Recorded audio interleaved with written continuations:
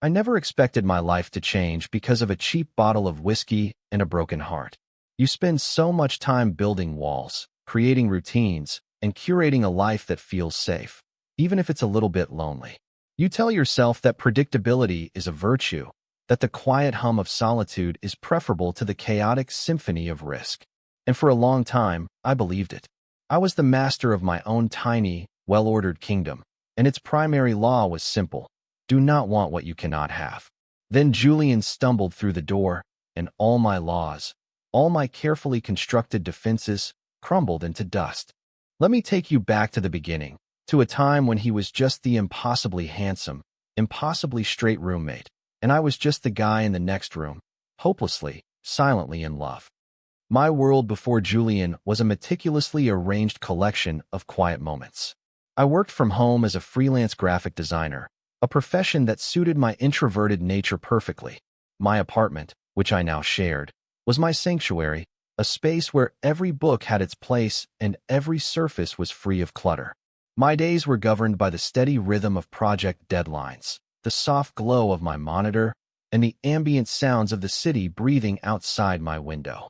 It was a life painted in muted tones, predictable and calm. I had friends, of course, primarily my best friend, Chloe, who served as my one-woman social committee, but for the most part, I was content in my own company. Loneliness was a familiar ache, a dull throb I had learned to live with, like a chronic but manageable pain. It was simply a part of the architecture of my life. Then Julian answered the ad for a roommate. The moment I opened the door to him, I felt a seismic shift in my carefully balanced world.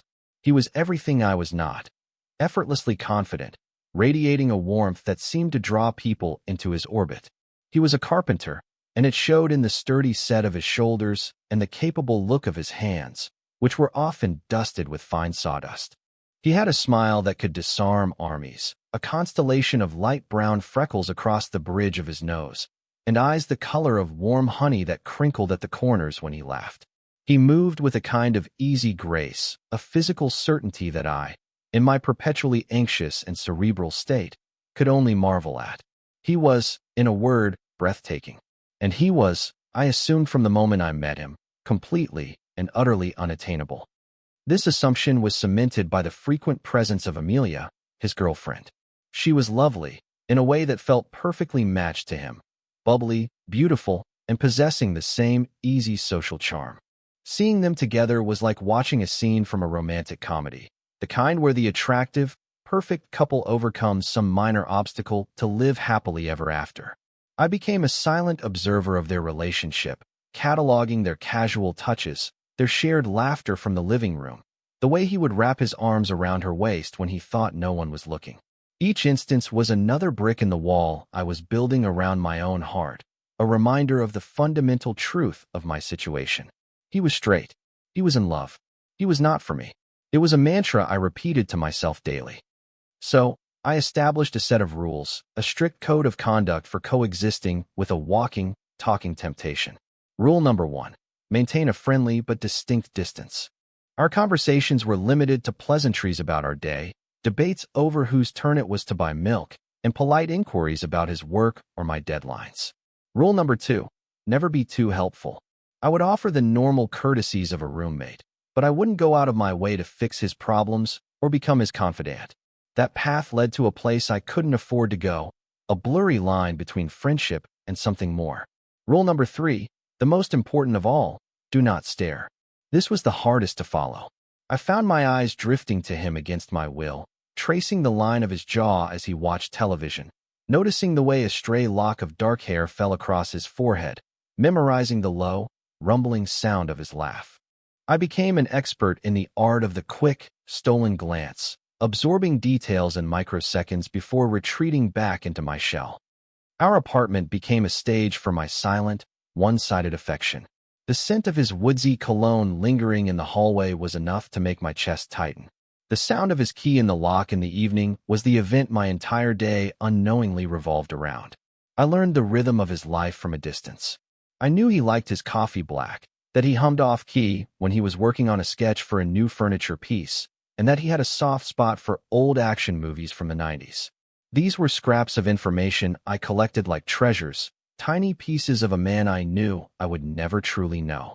It was a pathetic sort of existence, wasn't it? Pining from afar, living in the margins of someone else's vibrant life. But it was safe. My secret was mine alone, a flickering candle flame I shielded with cupped hands, terrified that the slightest breeze might expose it and burn everything down. For 6 months, this system worked. We were good roommates, polite, respectful, and living in 2 separate, parallel universes that happened to share a kitchen and a bathroom. He knew me as Leo, the quiet designer who was always at his computer. I knew him as Julian, the sun around which my tiny, lonely planet secretly orbed. He would sometimes knock on my door and ask for my opinion on a color stain for a cabinet he was building, holding up 2 pieces of wood. Which one do you think, Leo? You're the color guy, and I would offer my professional opinion, my heart hammering against my ribs at the simple act of being seen by him, of being valued for even a moment. I would close the door after he left, leaning my forehead against the cool wood, and take a deep, steadying breath. It was enough, I told myself. This was enough. I had no idea that the universe, in its infinite and often cruel sense of humor, was about to disagree. The catalyst for the complete and utter demolition of my ordered world arrived on a Tuesday night. It was late, close to midnight, and the apartment was steeped in its usual weeknight silence. I was in my studio, which was really just the second bedroom, putting the finishing touches on a logo for a new client. The only sounds were the soft click of my mouse and the gentle hum of my computer. I was in the zone, that focused state where the outside world melts away and only the project remains. That's why the sound of a key fumbling, scraping against the lock, was so jarring. It was a clumsy, desperate sound, followed by the heavy thud of the front door swinging open and hitting the stopper with a loud bang. My first thought was that something was wrong. Julian was never clumsy.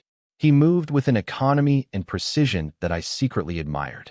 I muted my music and listened, my body suddenly tense. I heard a heavy sigh, then the sound of something dropping to the floor. His keys, probably. A muffled curse followed. My heart started to beat a little faster, a familiar drum of anxiety. Should I go out? Should I stay put? My own rules dictated the latter. Stay in your room. It's not your business. But the sounds coming from the hallway were not the sounds of a normal Tuesday night. They were the sounds of disarray, of something being fundamentally off. I heard him stumble, his shoulder bumping hard against the wall. Then came a sound that made the decision for me, a low, choked sob.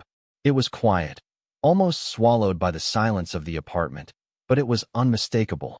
It was the sound of pure, unadulterated pain. In that instant, all my rules, all my carefully constructed walls of self-preservation evaporated. You can't leave a person to cry alone in the dark, can you? It doesn't matter who they are, or what they mean to you, or how much you're terrified of what you might feel if you get too close. It's a basic human imperative. So, I pushed my chair back, my own heart aching in sympathy, and walked out of my room. The scene in the entryway was worse than I had imagined. Julian was slumped against the wall, his jacket half off, his face pale and streaked with tears. He was looking at his phone, his thumb hovering over a picture of him and Amelia, smiling on a beach somewhere. The air around him was thick with the sharp, sour smell of whiskey. He was drunk, but it wasn't a happy, boisterous kind of drunk. It was a desolate, miserable kind. He didn't even notice me at first, his entire being consumed by the image on the screen. His shoulders were shaking with silent sobs. The sight of him, so broken and undone, was like a physical blow. This wasn't the confident, charismatic Julian I knew. This was a stranger, stripped bare of all his armor. "Julian," I said, my voice softer than I intended. He startled, his head snapping up.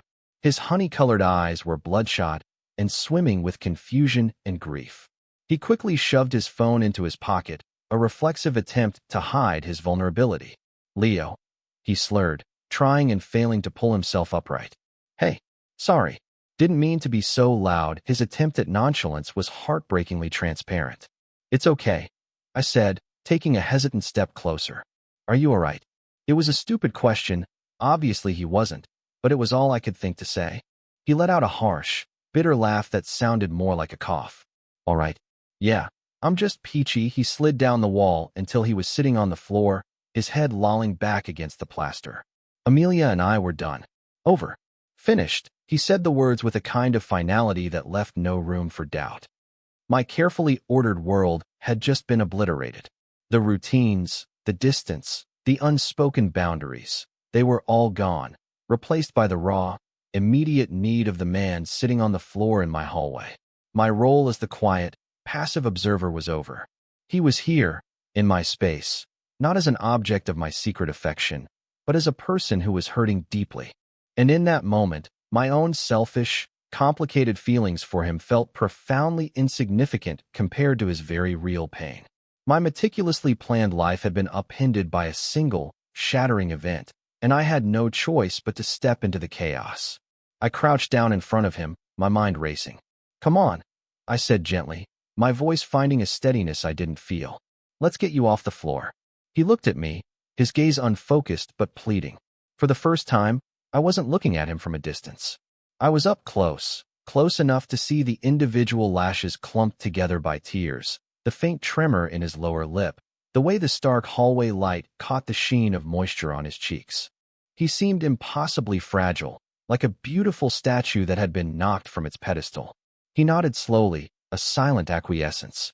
I reached out and put one hand on his arm and the other around his back, preparing to help him up. The moment my skin made contact with the fabric of his shirt, a jolt, hot and sharp, shot through me. It was the first time I had ever touched him with any kind of intention, and the intimacy of it, even in this completely non-romantic context, was overwhelming. I pushed my own reaction down, burying it deep. This wasn't about me. "Okay, on three," I said, my voice a low murmur. 1, 2, 3. Getting him to his feet was an ordeal. He was heavier than he looked, all dense muscle and dead weight.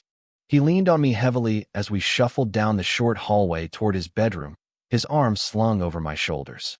His head rested against my own for a moment, and the scent of him, whiskey, sawdust, and that familiar, intoxicating cologne, filled my senses.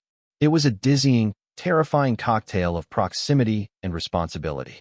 My mind was a battlefield, with one side screaming at me to run, to retreat to the safety of my room, and the other, stronger side, insisting that I stay, that I see this through. We finally made it to his doorway, and I guided him toward his bed. He collapsed onto the mattress with a groan, lying on his back and flinging an arm over his eyes. His room, usually so neat, was in a state of minor disarray, a reflection of his inner turmoil. A framed photo of him and Amelia on his nightstand was turned face down. I stood there awkwardly for a moment, hovering in the doorway, feeling like an intruder. My duty was done, wasn't it? I had gotten him to his room. I could leave now, slip back into my own world, and let him sleep it off. But leaving felt wrong. It felt like abandoning him. He moved his arm from his face and looked over at me, his expression lost. "Don't go," he mumbled, his voice thick. The two words were a gut punch. They tethered me to the spot, erasing any thought of escape. I walked hesitantly into the room and perched on the very edge of a wooden chair in the corner, feeling impossibly out of place. The silence stretched between us, thick with unspoken things. I watched the slow rise and fall of his chest, my own breathing shallow. "She said I'm distant," he finally said, his voice raspy, directed at the ceiling. "Said it feels like I'm holding something back. Like I'm not really there, even when I'm right next to her." He let out another one of those humorless laughs. Can you believe that? Me. Distant, it was ironic, of course. He was the most present, vibrant person I knew. But hearing it from his perspective, from the context of his failed relationship, cast him in a new light. Perhaps the confidence was a performance, a carefully maintained facade, just like my own quiet reclusiveness. "She's not wrong, though," he continued, his voice dropping to a near whisper. "Lately, I don't know. I felt confused, like I'm going through the motions. I love her, I think, but it feels like I'm trying to solve a puzzle, and I've lost the picture on the box." I listened, my entire being focused on him. This was the most he had ever said to me, more than all our previous conversations combined. He was handing me the broken pieces of his heart, and I didn't have the first clue what to do with them. So I just listened. That's what he needed, I realized. Not advice, not platitudes, just a witness. I kept thinking that if I just tried harder, if I was a better boyfriend, it would click, he said, his voice cracking. I'd buy her flowers, plan these big date nights, but it all felt hollow. like I was playing a part. The part of the good boyfriend. He rolled onto his side to face me, his eyes pleading for some kind of understanding. Does that make any sense? To feel like a stranger in your own life. And in that moment, the chasm between us, the one I had so carefully maintained, disappeared. Yes, I said, the word coming out with more force than I expected. It makes perfect sense. His eyes widened slightly, a flicker of surprise in their depths. He had expected a simple platitude, I think, but I had given him a piece of my own truth instead. How could I not? He was describing the very essence of my existence for the past several years. The feeling of playing a part, of going through the motions, of being a spectator in the life you were supposed to be living. I knew that feeling intimately. It was the loneliness I carried with me every day. A new kind of quiet settled over the room, no longer tense but contemplative. He was really looking at me now, not just as his roommate, the quiet guy from down the hall, but as someone who might actually understand. You ever feel like that? He asked, his voice softer now, the drunken slur beginning to fade into a weary rasp. I hesitated for a fraction of a second. This was dangerous territory. This was the bridge of vulnerability I had always been so afraid to cross. But looking at him, so raw and open on his bed, I knew I couldn't turn back. All the time, I admitted quietly.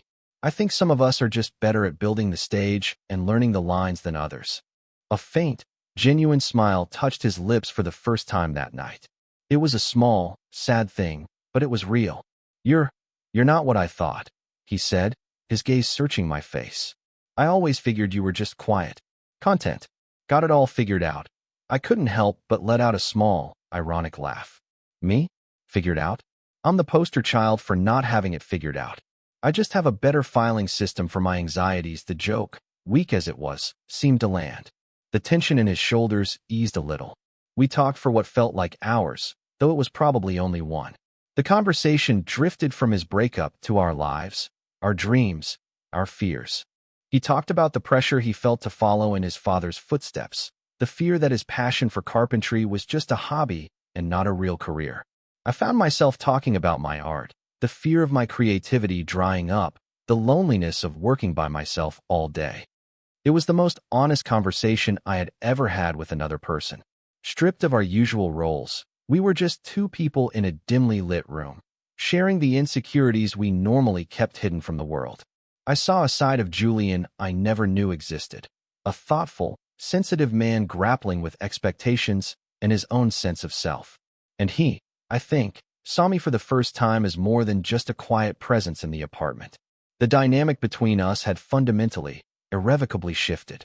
I was no longer just the admirer, and he was no longer just the object of my admiration. We were equals, two people navigating the messy, confusing business of being human. I had moved from being a spectator in the bleachers to being a player on the field, and it was both terrifying and exhilarating. As the conversation wound down, a comfortable exhaustion settled over us. His words grew slower, his eyelids heavier. The whiskey and emotional turmoil had finally caught up to him. I stood up from the chair, my own body stiff from sitting in one position for so long. You should get some sleep, I said softly. He nodded, his eyes already half closed. I walked over to the bed and pulled the comforter up over him, an act so domestic and caring that it made my own heart ache. He was already drifting, lost in that hazy space between wakefulness and sleep. My job was done. I had comforted him, listened to him, and helped him feel a little less alone. Now I could finally retreat, go back to my room, and process the monumental shift that had just occurred. I turned to leave, my hand on the doorknob, when his voice, thick with sleep, stopped me again. Leo. I turned back. He had pushed himself up on one elbow, his hair a mess, his eyes struggling to focus on me. Thanks, he said, his voice filled with a genuine, drowsy gratitude. For listening, anytime, I replied, and I meant it. The word felt solid and real in my mouth. A promise. I gave him a small, reassuring smile and started to turn away again. Wait, he said, his voice a little more urgent this time. I paused, my back to him, my heart starting to pound a new, frantic rhythm. What now? What else could there possibly be to say? I slowly turned around to face him fully. He was sitting up more now, the comforter pulled around his waist. The look on his face was one I couldn't decipher. It was a mixture of confusion, gratitude, and something else, something deeper and more vulnerable that I couldn't put a name to. The space between us felt charged, humming with a strange new energy. The air was thick with all the things we hadn't said, with the ghost of the intimacy we had just shared. He swung his legs over the side of the bed, and for a terrifying second, I thought he was going to stand up to walk towards me. But he just sat there, on the edge of the mattress, looking at me with those devastatingly earnest, honey-colored eyes. "You're a really good person, Leo," he said, his voice low and serious.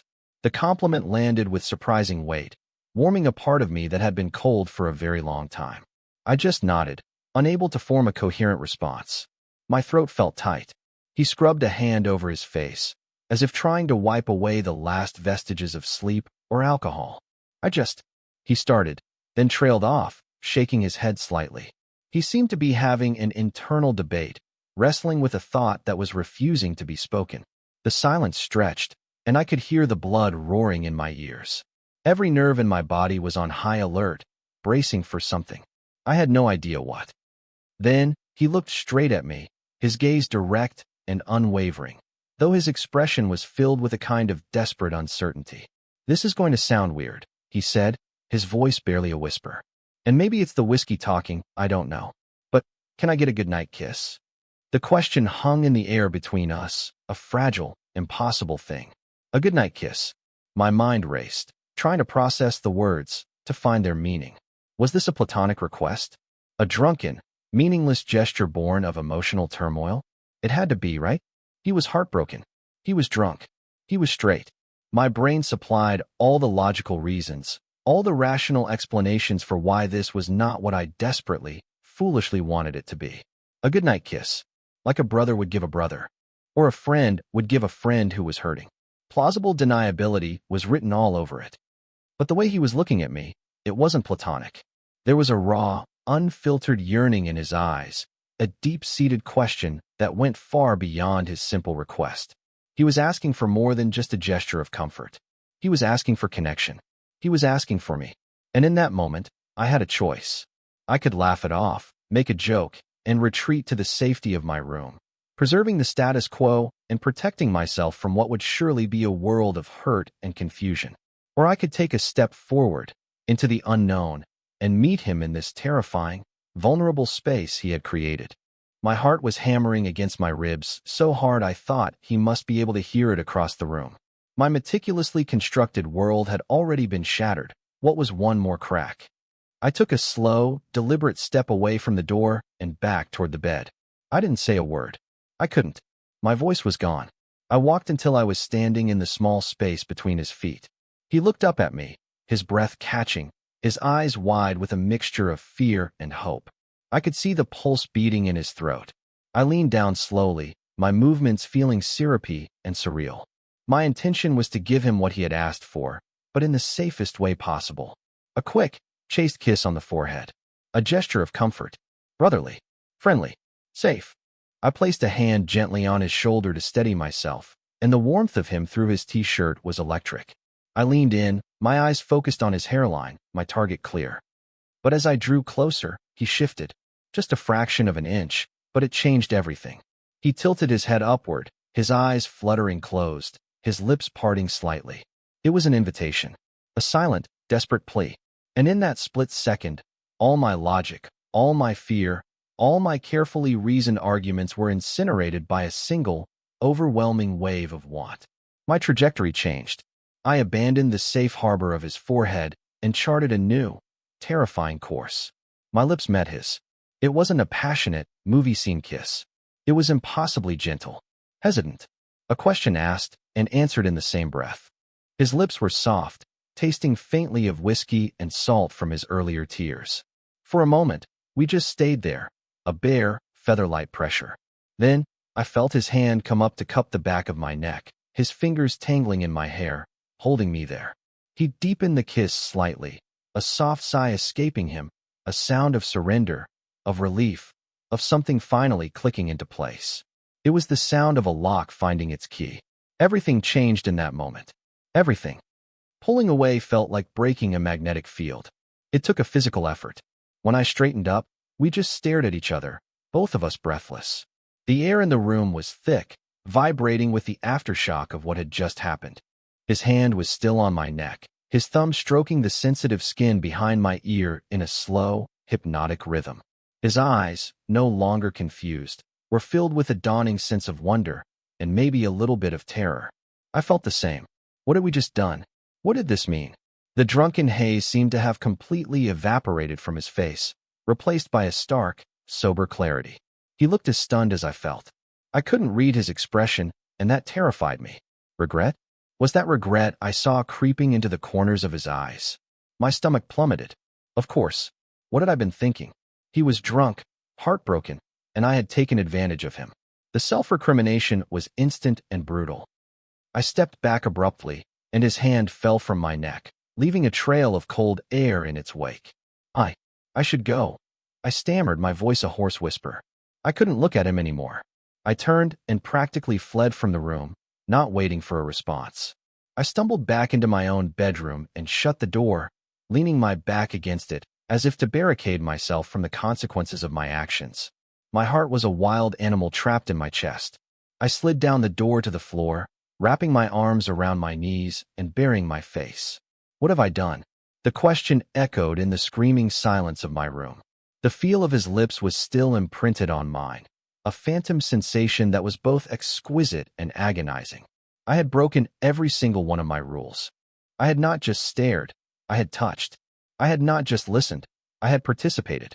I had crossed a line from which there was no return. The night that had started with his heartbreak was ending with the very real possibility of my own. I sat there in the dark for hours, waiting for the sun to rise on a world that would never look the same again. The next morning was excruciating.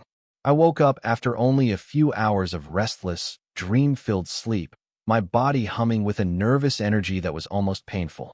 Every sound from outside my room was magnified. The creak of a floorboard, the flush of the toilet, the click of a kitchen cabinet. Each one sent a fresh jolt of anxiety through me. I stayed in my room, a self-imposed exile, replaying the kiss over and over in my mind. It felt like a dream, a fragile memory that might dissolve if I examined it too closely. Had it even been real? The gentle pressure, the taste of whiskey, the shocking rightness of it. It was all there, vivid and undeniable. But what followed was just as vivid. The dazed look on his face, my panicked retreat, the deafening silence that followed. I was convinced I had ruined everything. Our friendship, our comfortable roommate dynamic, any chance of a normal existence in this apartment. I had mistaken a moment of drunken vulnerability for something more, and now we both had to live with the consequences. I spent the morning crafting apologies in my head, each one more pathetic than the last. I'm so sorry. I don't know what came over me. Please forget last night ever happened. I completely misread the situation. You were upset and I took advantage. I cringed at each one. There was no way to unsay what had been done, no way to unkiss him. By noon, the silence from the rest of the apartment was just as unnerving as the earlier sounds had been. Was he avoiding me too? Was he holed up in his room, drowning in regret and disgust? The thought was a physical pain. Finally, unable to bear the suspense any longer, I decided I had to face him. I had to apologize, take full responsibility, and try to salvage whatever I could of our living situation. I took a deep breath, squared my shoulders, and opened my bedroom door. The apartment was empty. A single coffee mug sat in the drying rack, and a note was taped to the fridge. My heart sank. He had left. He couldn't even stand to be in the same space as me. I walked over to the fridge, my legs feeling like lead, and pulled the note free. My hands were trembling as I unfolded it. His handwriting was a strong, clean script, the kind of writing you'd expect from someone who draws plans for a living. Leo, it began. Had to run to the workshop for a bit. We need to talk. I'll be back around 3-inch, that was it. No, I hate you. No, pack your bags. Just, we need to talk. The 4 most terrifying words in the English language.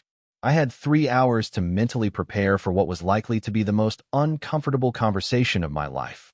The waiting was a unique form of torture. He was back at 3 o'clock on the dot. I heard his key in the lock. No fumbling this time. Just a clean, decisive click, and my entire body went rigid. I was sitting on the sofa, pretending to read a book, though I hadn't absorbed a single word in the last hour. He walked into the living room and stopped, his hands shoved into the pockets of his jeans. He looked sober and nervous. His usual easy confidence was gone, replaced by a guarded tension that mirrored my own. He wasn't looking at me, his gaze fixed on a spot on the floor somewhere between us. "Hey," he said, his voice quiet. "Hey," I croaked back. The silence that followed was thick enough to choke on. He was the one who broke it. He took a deep breath and finally looked at me, his expression earnest and incredibly serious. "Look, Leo, about last night," he started, and my stomach did a sickening lurch. Here it comes. The rejection. The "let's pretend this never happened" speech. I braced myself. "I need to apologize," he said, and the words were so unexpected that I just stared at him, confused. "You need to apologize?" I echoed, my voice barely a whisper. "For what?" "For putting you in that position," he said, running a hand through his hair, a gesture I was quickly learning meant he was stressed. "I was drunk, I was a mess, and I asked you for something that was confusing and unfair. It wasn't fair to you." I was floored. Of all the scenarios I had run through in my head, this was not one of them. He was apologizing to me. "You don't have to apologize," I managed to say. "I'm the one who should be sorry. I shouldn't have. I mean, I kissed you." He shook his head, taking a step closer. "No, Leo, that's not what I'm sorry about." He paused, searching for the right words. "What I mean is, I'm sorry because I wasn't just drunk. And I think you deserve to know that." He finally met my eyes, and the intensity in his gaze held me captive. The things I said, about feeling distant with Amelia, about feeling confused, that's been going on for a long time. Our breakup wasn't just about last night. It was an ending that was months in the making. He took another step, closing the distance between us until he was standing right in front of the coffee table. "I didn't know why I felt so disconnected," he continued, his voice low and confessional. "I just knew that something was missing. I thought it was me, that I was broken somehow. But then, I started noticing things. Little things. My heart started to beat faster. Like how the best part of my day was coming home, hoping I'd catch you in the kitchen so we could talk for 5 minutes. Or how I'd find myself wondering what you were doing in your room, what you were creating on that computer of yours." He let out a small, self-deprecating laugh. "I even started to get jealous of your deadlines, because they had your attention and I didn't. I couldn't breathe. I couldn't move. I could only listen as he laid his own secret world bare, a world that mirrored my own in ways I never could have imagined. Last night," he went on, his voice softening, "when you were listening to me, really listening, it was the first time in I don't know how long that I felt seen. Like someone was actually seeing me, not the part one was playing." He finally sat down on the coffee table, facing me, our knees almost touching. "And when I asked you for that kiss, it wasn't the whiskey, Leo. The whiskey just gave me the stupid, clumsy courage to ask for something I've been wanting for a long time, something I was too scared and confused to even admit to myself." My mind was reeling, trying to catch up to the reality that was unfolding in front of me. He wanted it. He had been wanting it. All those months I had spent pining in secret, he had been feeling something too. All my assumptions, all my carefully constructed certainties about him, were wrong. "So, when you kissed me," he said, his eyes pleading with me to understand, "it wasn't you taking advantage. It was like a confirmation of this thing I've been feeling but couldn't name." He reached out then, his hand hesitating for a moment in the air between us before he gently placed it on my knee. The contact was a brand, a solid, grounding point in my spinning world. "I'm not sorry it happened," he said, his voice thick with emotion. "I'm only sorry for the mess and the confusion I caused you. I'm new to this, to feeling this way about a guy. About you." There it was. The confession, the truth, laid bare in the quiet of our living room. It was more terrifying and more wonderful than anything I had ever dared to dream. The weeks that followed were a delicate, tentative dance. After our conversation, a huge weight had been lifted, but it was replaced by a new kind of uncertainty. We had admitted our feelings, but what did that mean? Where did we go from here? We agreed to take things slow, a decision I was immensely grateful for. My mind, and especially his, needed time to adjust to this new reality. Our first date, if you could even call it that, was impossibly awkward. We went for coffee at a little cafe a few neighborhoods over, and we sat there making stilted conversation, both of us hyper-aware of this new label hanging over us. We were two people who knew how to be roommates, but we had no idea how to be this. It was almost comical, the way we avoided eye contact and talked about the weather, a stark contrast to the profound intimacy we had shared just days before. But slowly, gradually, the awkwardness began to melt away. It was replaced by a quiet, joyful exploration. We started spending our evenings together, not in separate rooms, but in the living room, watching those old action movies he loved. At first, we'd sit on opposite ends of the sofa. Then, one night, he casually stretched his arm out along the back of the couch, his fingers brushing against my shoulder. The next night, I found the courage to lean my head against that same shoulder. Each small step forward was a victory, a silent agreement that we were moving in the right direction.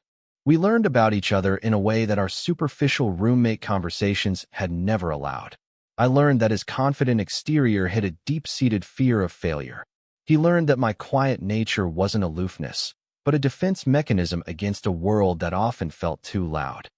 We talked a lot about his journey. He was honest about his confusion, his fear of what this meant for his identity, for how his family and friends would see him. "I've only ever dated women," he told me one night, his voice laced with vulnerability. "I never even considered this. It's like I've been living my life in black and white, and you just showed me color exists. It's beautiful, but it's also overwhelming." I didn't push him. I just listened, offering him the same quiet support he had received from me that first night. I told him there was no rush, no label he had to adopt. All that mattered was what was happening between us. His relief was palpable. He wasn't just my crush or my new romantic interest. He was my friend, and I wanted him to feel safe as he navigated this new, uncharted territory of his own heart. The small moments of intimacy were the ones that truly solidified our bond.